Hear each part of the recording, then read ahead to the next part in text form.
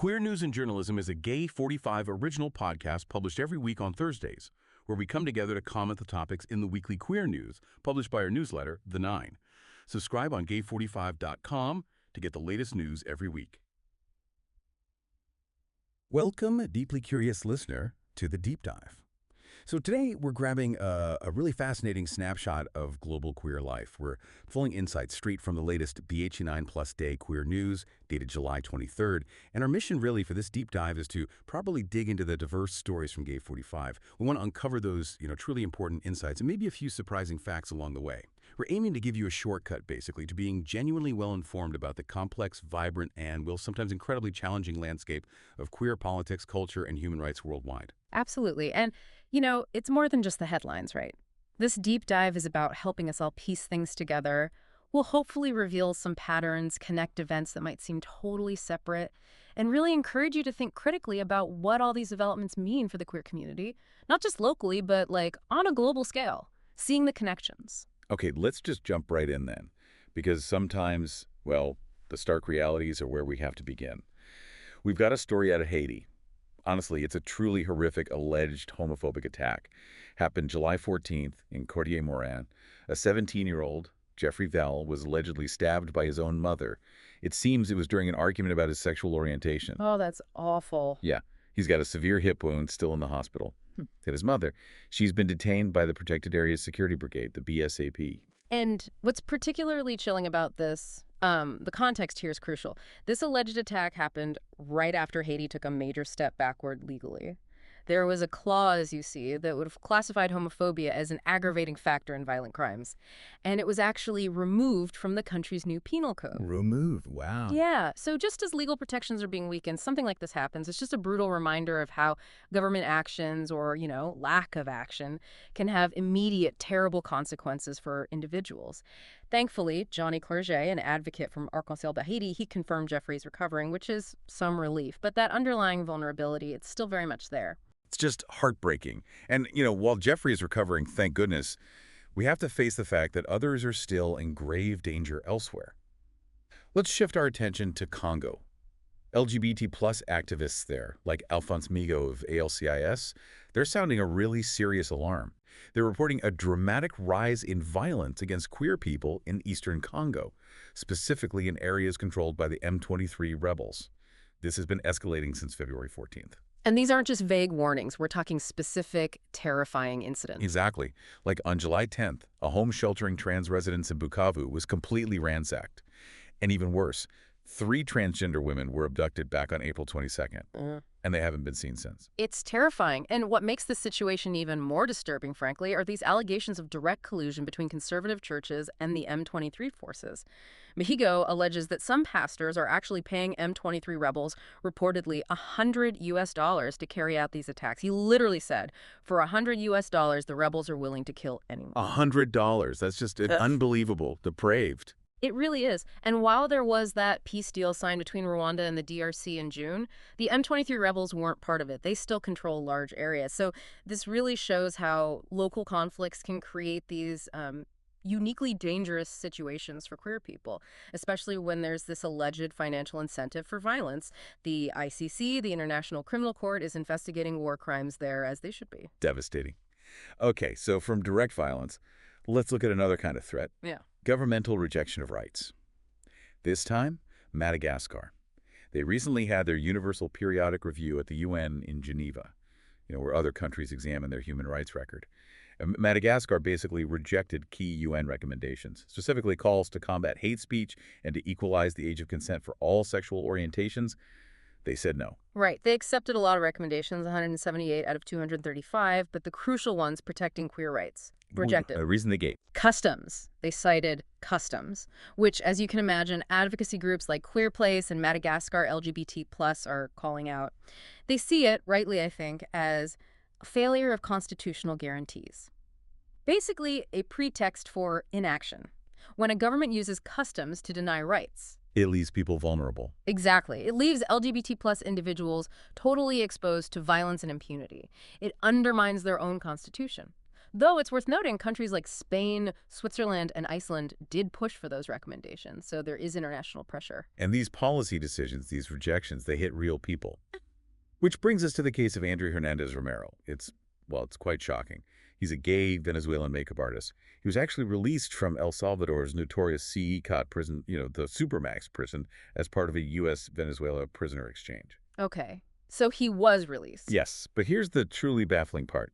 He had fled anti-LGBTQ plus persecution in Venezuela, entered the U.S. legally in 2024, and then he was deported straight back to Venezuela. Wait, deported back after being part of an exchange and entering legally? How? Apparently, he was detained and deported under the Trump administration using this incredibly old law, the Alien Enemies Act from 1798. 1798. That law was meant for wartime. Exactly. And the reason they used it, they accused him of gang ties based only on tattoos of his parents' names. That's unbelievable. Yeah. Just based on tattoos. And CECOT prison has a terrible reputation, right?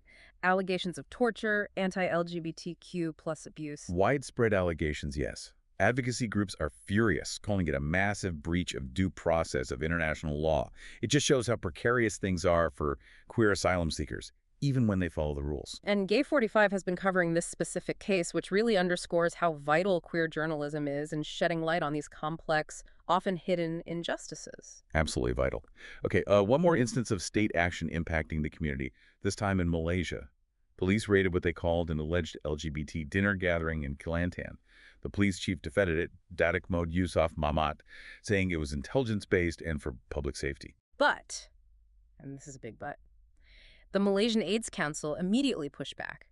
They stated clearly it was actually an HIV outreach session. An outreach session, not just a dinner. Right, an outreach session under a program endorsed by the health ministry itself. The council is seriously concerned that politicizing these efforts totally undermines national HIV prevention goals.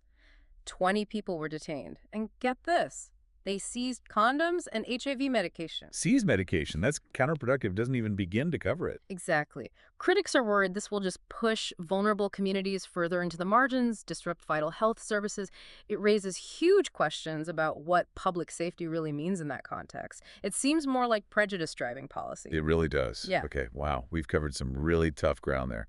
So let's deliberately shift focus now, because it's crucial, absolutely crucial, to acknowledge that despite these huge challenges, there are positive developments. There are glimmers of hope and powerful voices making change. Yes, definitely need that balance. For instance, look at Cuba. They've just approved this sweeping civil registry reform, a new civil status law. And a key part of it, it allows for gender reassignment based simply on personal request. That's huge for Cuba. It really is. It's a major modernization. We're talking digital services, better data protection, and crucially, much less bureaucracy for changing your gender identity, your name, your surname on official documents. And you have to see this in historical context. If you know anything about Cuba's past treatment of LGBT plus individuals, well, let's just say it wasn't good.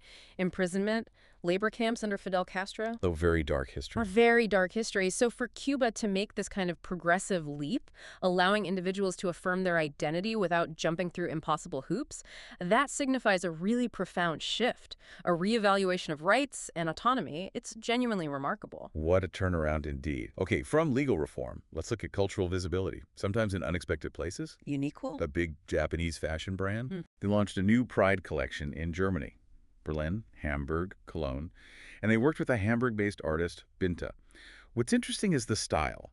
She uses this subtle visual language. Subtle? How so? Like instead of big rainbow flags or slogans, the designs feature things like glances between people, butterflies, quiet gestures. The aim, they said, was to make queer life visible in all its diversity, but in a quieter way. That's an interesting take on corporate pride. You know, often it's very loud, very commercial. This sounds different, more reflective. Exactly.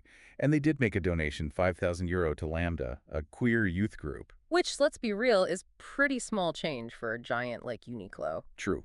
Very modest relative to their revenue. But the approach is still interesting. It's less rainbow spectacle, maybe more quiet celebration. Is it moving beyond just performative allyship?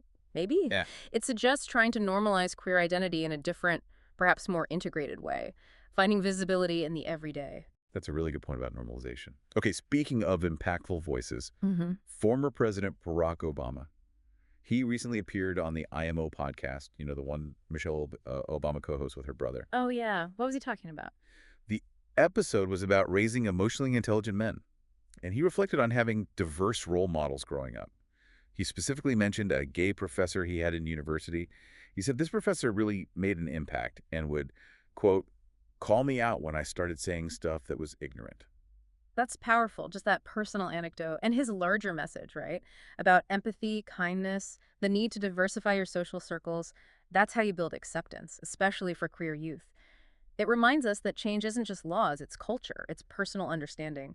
And Obama, I mean, he has a solid history here. First president on the cover of Out magazine, his support for marriage equality. His voice still carries weight. Definitely. Okay, let's talk community art resistance. The Queer Voices International Film Festival in Chiana, Moldova. This was its 7th year, and it's described as a rare safe space for Moldova's LGBTQ plus community, which is significant because political tensions are rising there.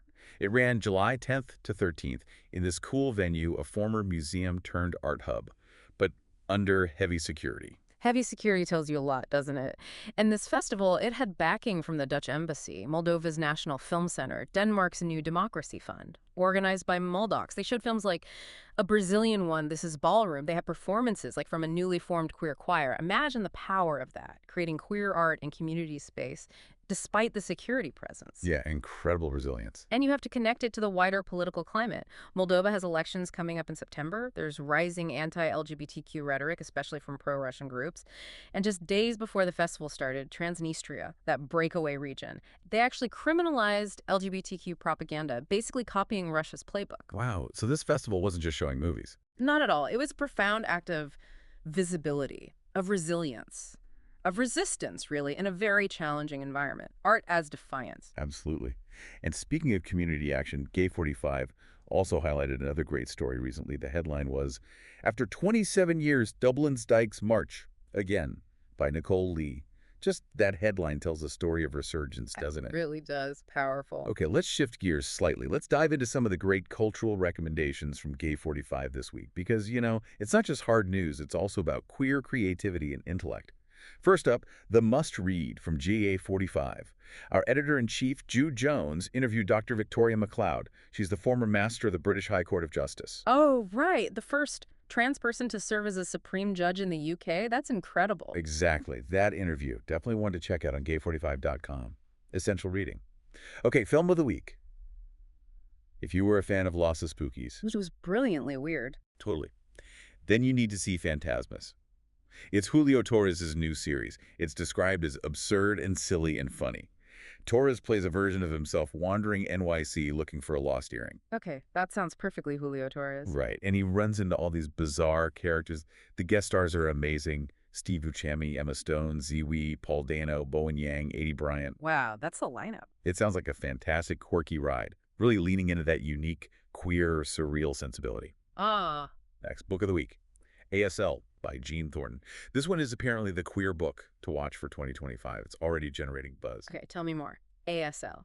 Yeah. Like the old internet chat shorthand. Exactly. It's about 3 trans women, Lilith, Sash, and Abraxas. Back in the 90s, they dreamed of making this world-changing video game. The novel's about them reuniting as adults. It digs into themes of friendship, that specific 90s nostalgia identity. And I heard the narration is really inventive, like it uses chat logs and emails to really immerse you in that online world. Critics are praising it, saying it's a really nuanced look at trans lives, queer romance, the struggle for belonging. Sounds quite powerful. Bittersweet, maybe, but deeply human. Thornton's definitely a writer to follow. Sounds amazing. Okay, music of the week. We're looking at IAMX. That's the project of British electronic artist Chris Corner. His latest album is Fault Lines, came out in 2024. IAMX, right. Very distinctive sound. Electronic, but really emotional. Yeah, this album is getting praised for pushing boundaries.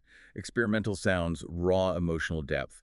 It follows up Fault Lines. It's got these intricate soundscapes, dramatic vocals, blending beauty, despair, and this kind of whimsical confidence. Highlights mentioned are tracks like Neurosymphony and The Ocean, which features Haftis Hold. Yeah, fault line sauce, I think it is. Critics say is IAMX at his most vulnerable, but also maybe his wisest.